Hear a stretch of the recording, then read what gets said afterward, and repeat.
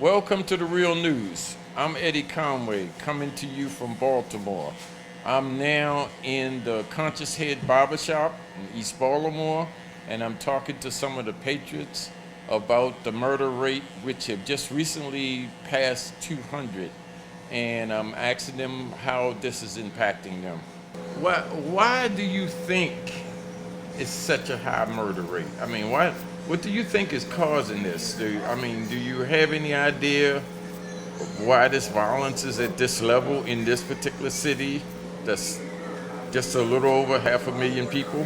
There's a whole total family breakdown, which of course I think is deliberate that it's a family breakdown, but we actually fallen into all of the traps that the society has actually laid down for us. I mean, we know it's a trap. I mean, even in most of the songs you hear the hood talk about the trap. I'm in the trap. I'm in the trap. But let me switch a minute because there's a barber over there right now that's free. How is this, and this is another point. The murder rate, it's compatible to New York City's murder rate, which is 13 times the size of Baltimore. So how is this affecting you, and what do you think we need to be doing? If we can really, I'm not one to say we reach the youth because it's not always the youth that needs the main talking to. We need to talk to some of these older folk too, that's letting the youth do this, And as far as it getting to that, I'm grown enough to say, yeah, I'm scared. Like I'm nervous about that, and I hate to be nervous. So it'll make me react in a certain way that isn't called for. But the fact of the matter is, I get nervous. I got my little one there. I'm in the process of doing a move right now, and one of my main things is how safe is the neighborhood. Because I want her to go outside and play. I want to go outside and play with her. But I also don't want to have to worry about if a speeding car coming up ready to let off at somebody that's just randomly walking up the street. Hello. How old are you? I'm 10. And you in the fifth grade? Maybe? Yes. Okay, how do you feel safe? Yes. Okay, because your daddy is there. That's right. Okay, you should feel safe. You have a good daddy. Will it? And I heard you say we need to talk to the adults as well as the youth. And is there anything did you think in terms of programs or collective activities we can do to change this? There's a few organizations or would be leaders that can step up and fill that void, but it's all in if we're going to reach the people mentally enough to make them want to, be involved with those organizations. Like it's not like back when, y'all were out, making moves and stuff like that. Everybody isn't as involved with the community and the betterment. It's a whole bunch of free this person to free this person, knowing that they did stuff to be put in that position in the first place. If we can reach those people and get them to not do those, said things, then the outcome would be a lot different. And if we talk to the older folks and spread that around, the older folks will start talking to the younger folks. My senior citizen thing. I'm Eddie Conway, and yesterday the murder rate in Baltimore went over 200, and the murder rate in Baltimore is compatible to the murder rate in New York, which is 13 times the size of Baltimore.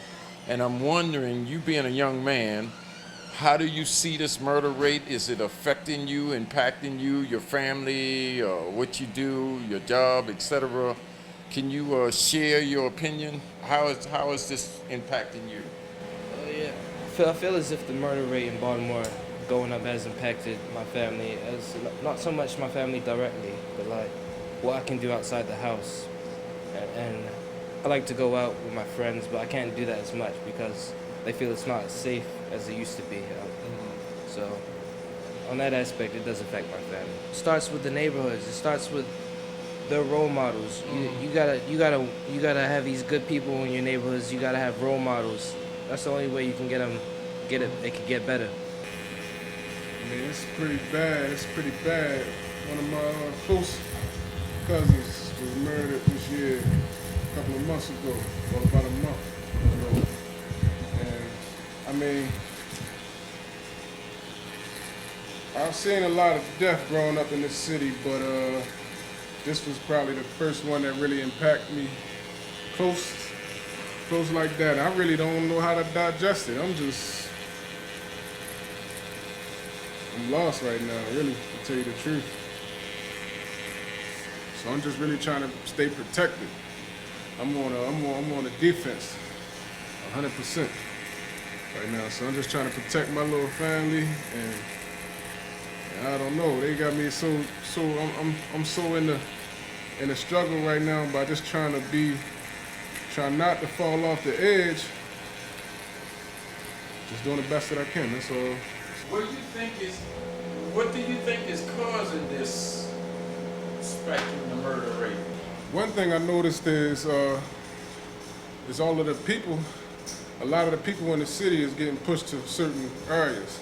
What I'm noticing, like a lot of the people from where I grew up on North and Barkley, all of those people that used to live there, they all moved down to the east side, down the hill, which is like Monument. All right. Okay. So all of those people packed into that one spot. I think it's just creating a bad, because they really just can't afford, I guess, to live around in the neighborhood no more. So they all there, and